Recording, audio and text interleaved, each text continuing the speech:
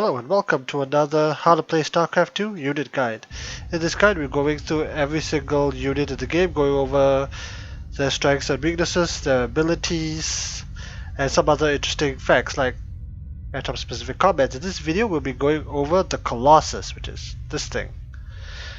Now let's start with the lore. Now the Colossus used to be the undisputed most powerful ground unit for the Protoss until it was disrupted. This unit is has 3 tanks, armored, mechanical, massive. It's basically it's tough, it's a robot, and it's huge, really huge. And this is one of the new additions to StarCraft 2. That's pretty awesome. Now if we talk about its in-game lore, well, the reason you don't see them in Brood War is because they were designed long ago purely as combat units of devastating power. Just how devastating?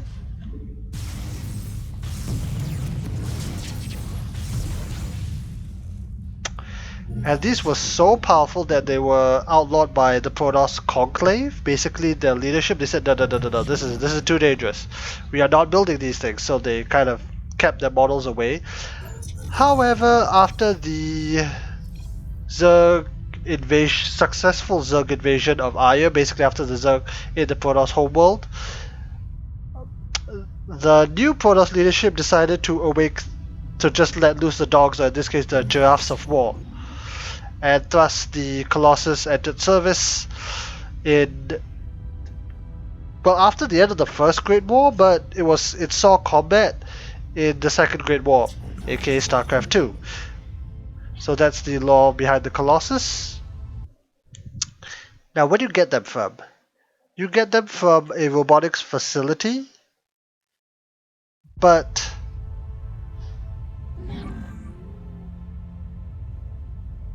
yeah, you get them from a robotics facility, but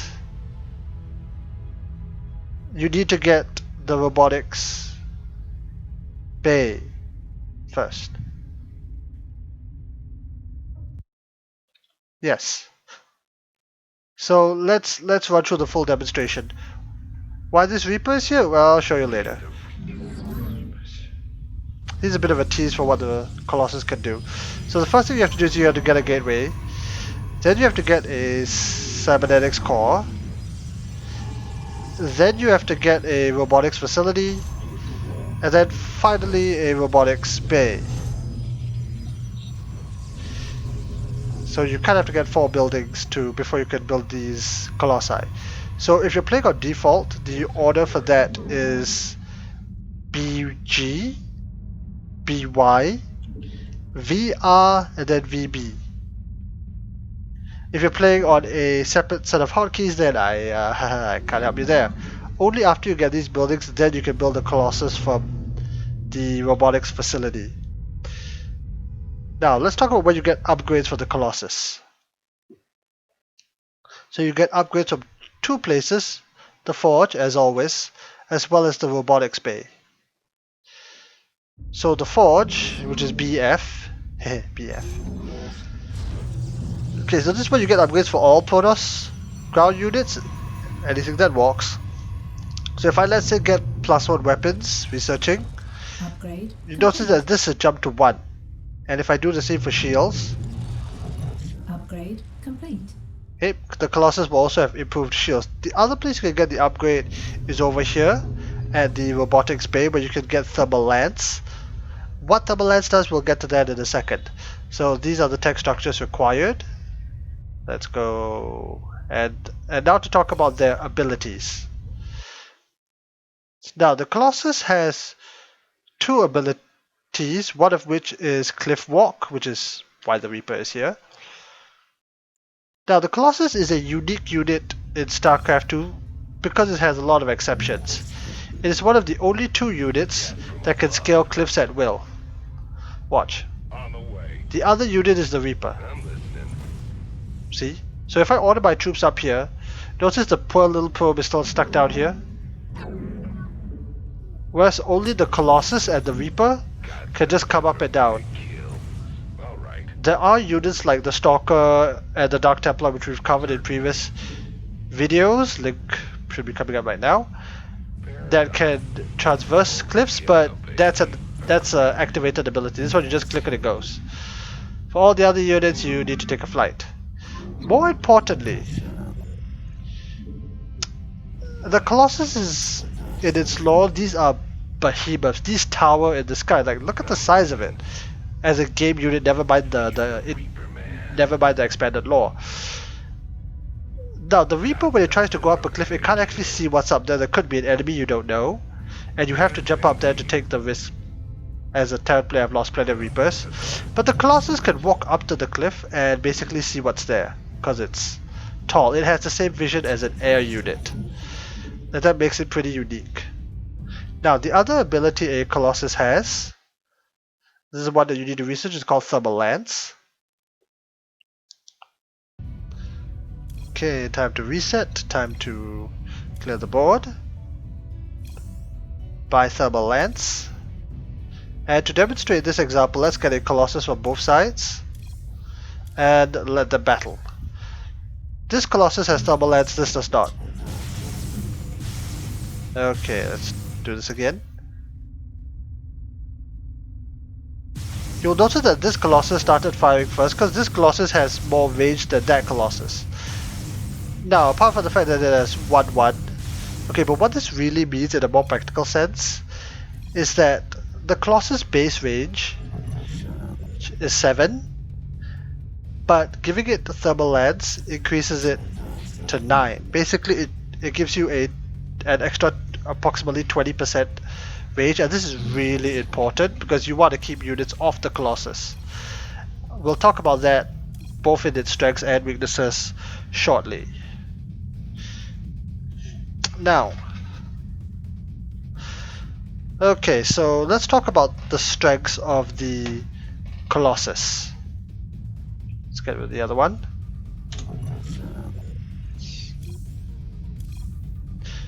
Okay, now, disclaimer before I start.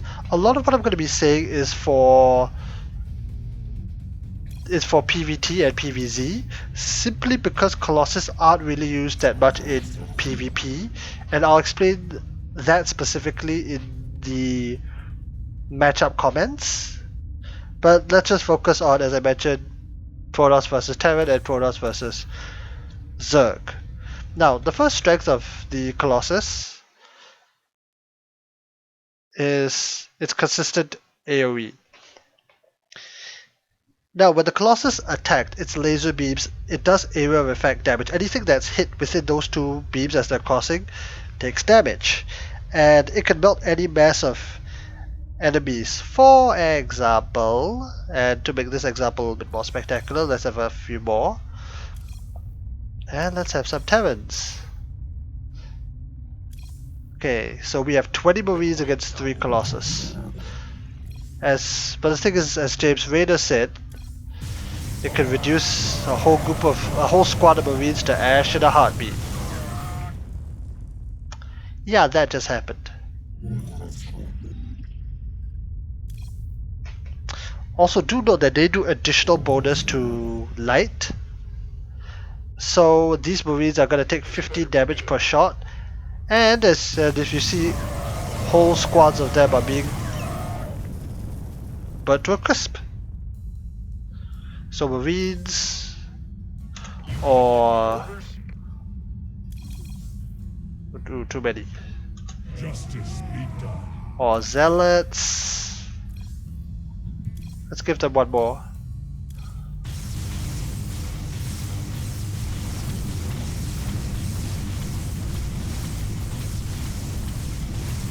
Well, Zealots are trying, but especially Zerg.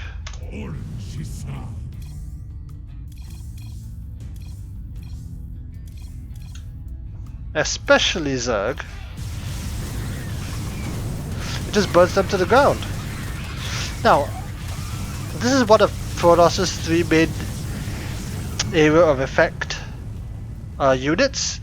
The other two are the High Templar, which we've covered in a previous video, and the Disruptor, to be covered in the next video. But those two require you to cast the spell. It requires you to aim, and it requires the ability to hit. This one, you just click attack and it does it for you. But and you need some sort of AoE against Terran Bio as well as the Zerg Swarm. Yeah. Okay, so that's one of its strengths. Now the other strength it has is maneuverability. What I mean by this? Well, remember the cliff walk ability? Okay, so this time let's give blue the Colossus, or rather the Protoss, and let's set up an example. Let's say you're playing Protoss, you have 5 Stalkers, 5 Zealots, and let's say you decide to get 2 Immortals. And let's say you're attacking the hill, which is controlled by Terran. And let's say they have 9 Marines, yeah, let's make it 9 Marines.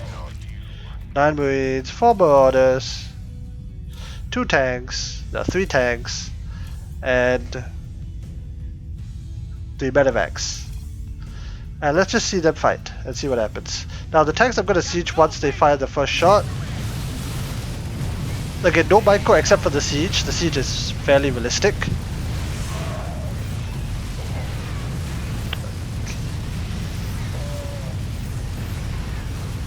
And this is what is going to happen.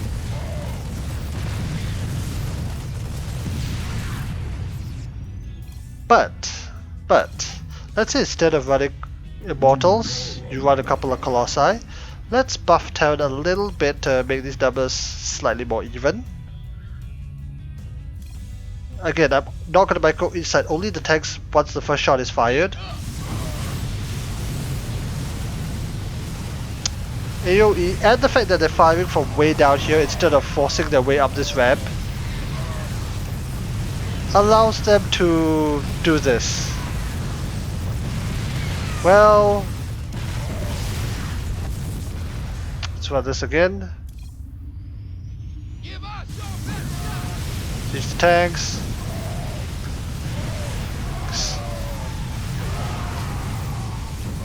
Okay, no micro at all. Okay, the Stalkers are derping quite a bit.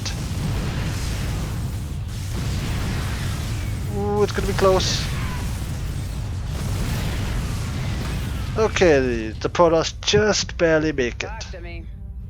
Of course, they can't kill the medevac, so they can't get the win on the screen, but that doesn't matter. Okay, so being able to maneuver them up and down cliffs and in complicated battles is an advantage that you do have. It could cause some pathing issues though, where the Colossus end up taking a different route from the army because the Colossus just walks over most cliffs. Let's go back to the arena.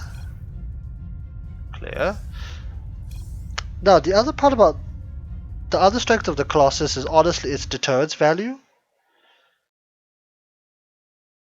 Now what I mean by this,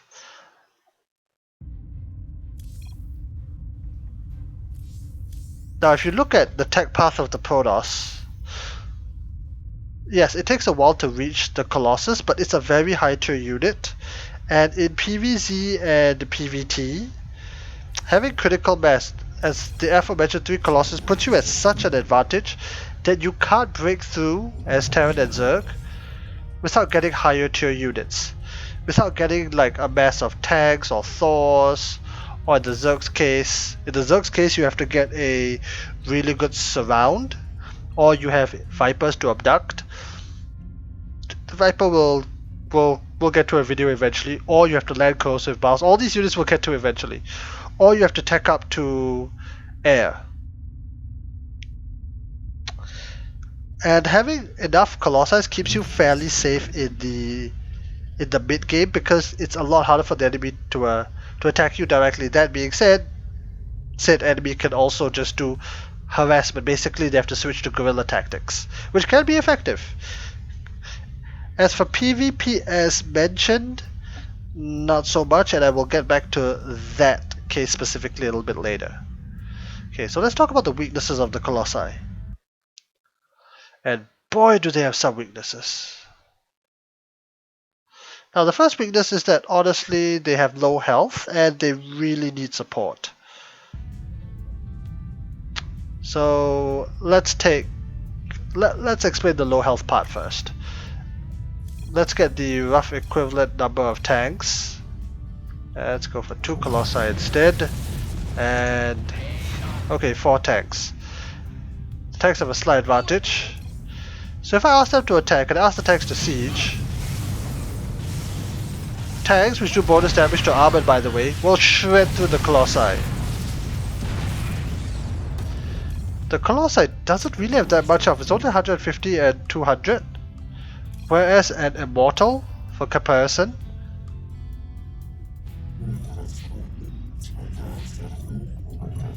see, so this one 150, 200. The Immortal is 100.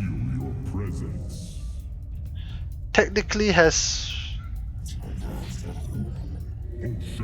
only 50 less shields.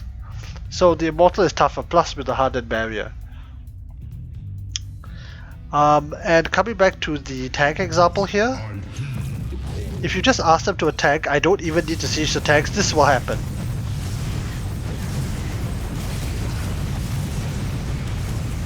Now of course these are siege tanks and they do extra damage to armored units, which as we mentioned, they are. Now, but let's take a Zerg example for a change.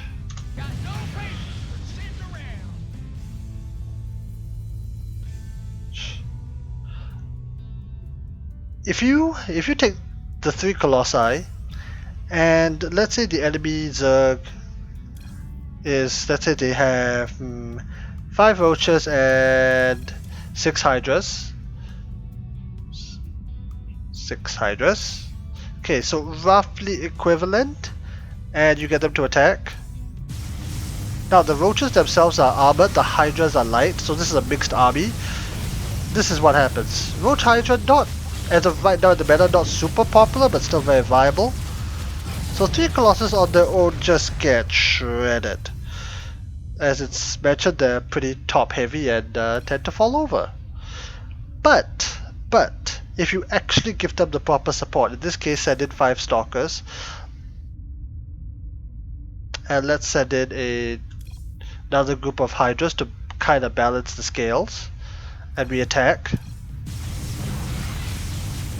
Notice that the Stalkers are attacking for a lot of the damage, letting the Colossus from the back do the additional range damage. They even have the DPS to burn down the Roaches. Oh, it's still going to be close.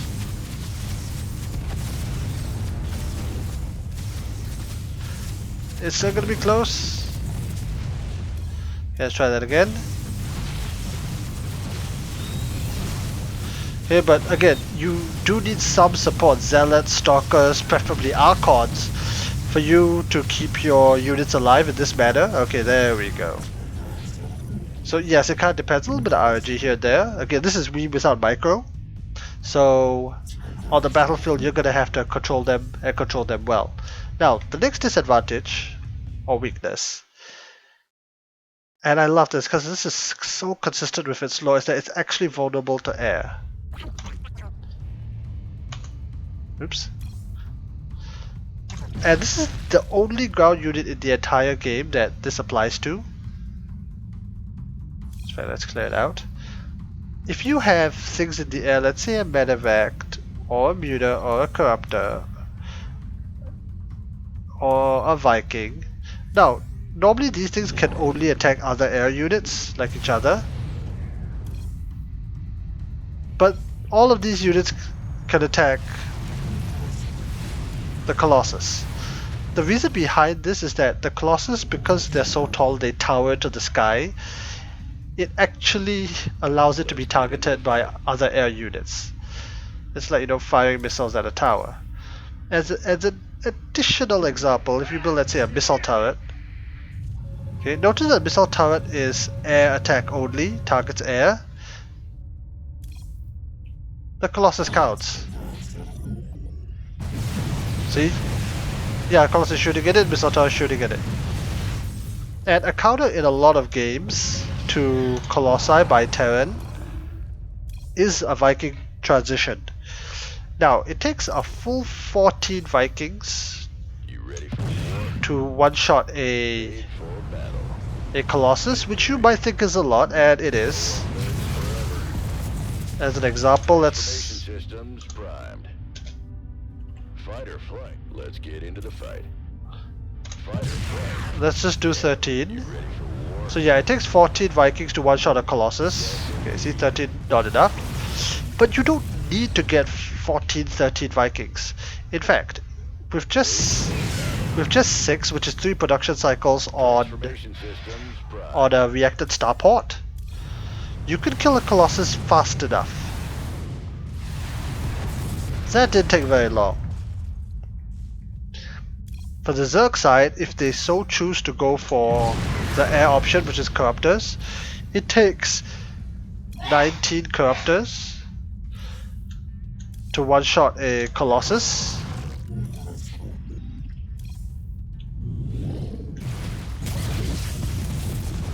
Yep, 19. You can't go 18. If you go 18, it's not going to be enough.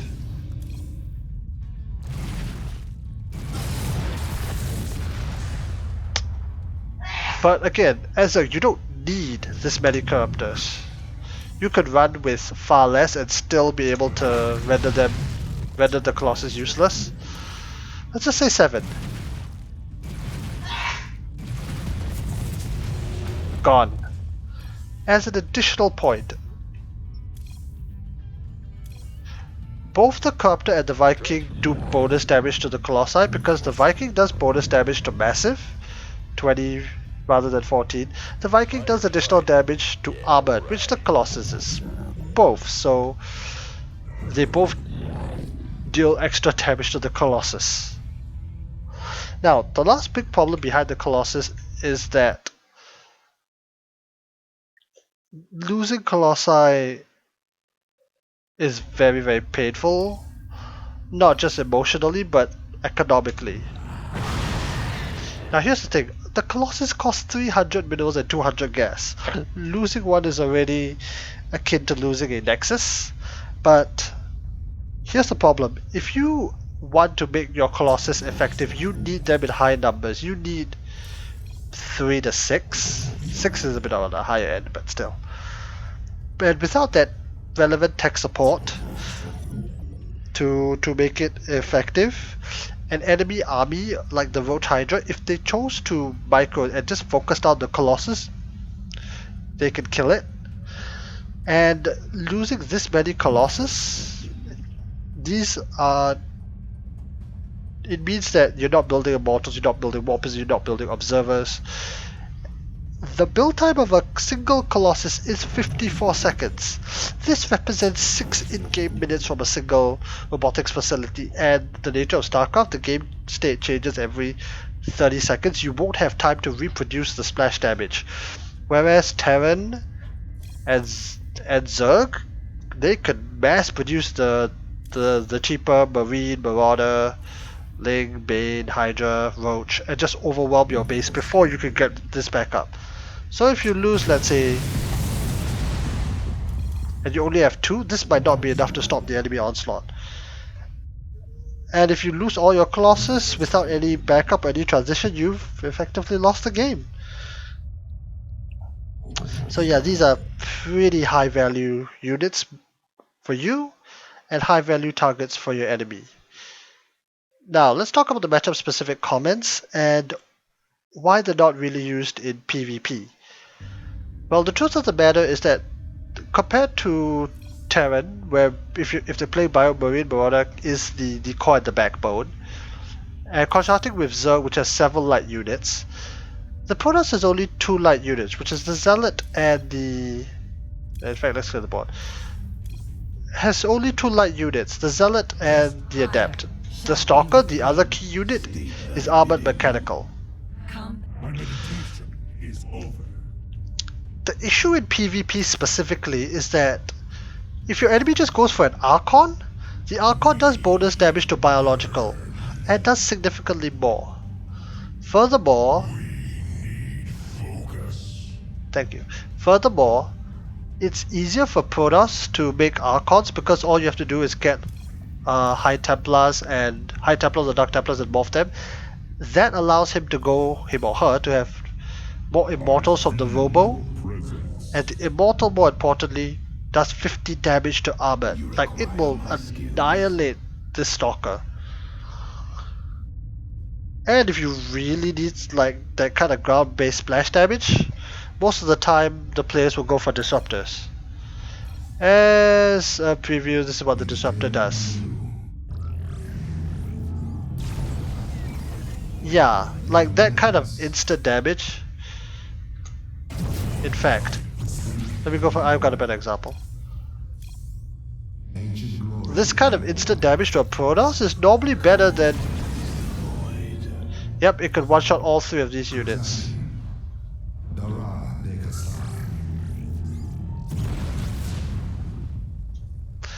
That's why it's not really used in Protoss versus Protoss.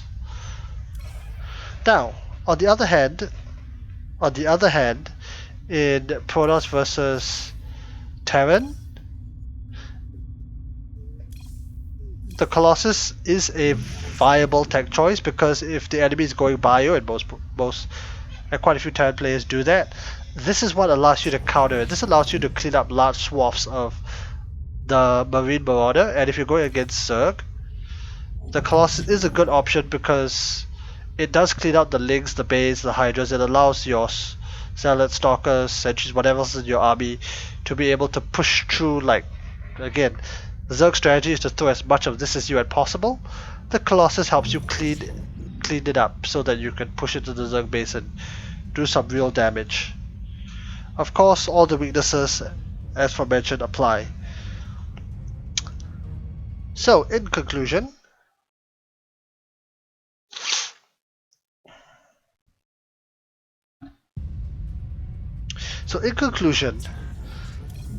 the Colossus is a very powerful, very imposing, but deceivingly fragile siege unit.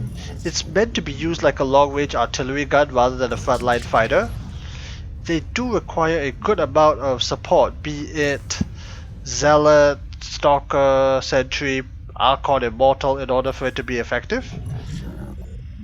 But it is a dangerous thing out on the field, and something that if you're playing against should not be ignored.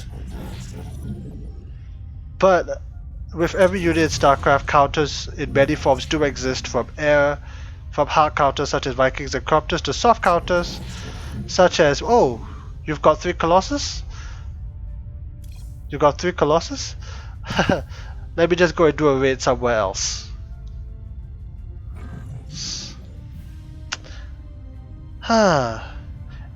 Okay, and we're done. If you like this guide, please do like and subscribe. I make as many videos of these as I can, plus other Starcraft 2 content. If you have any feedback, do comment down below. In the next episode, we will be focusing on the Disruptor, and I plan to continue this series going through every single other unit for Protoss, and then on to Terran, and then Zerg. Thanks for watching. See ya.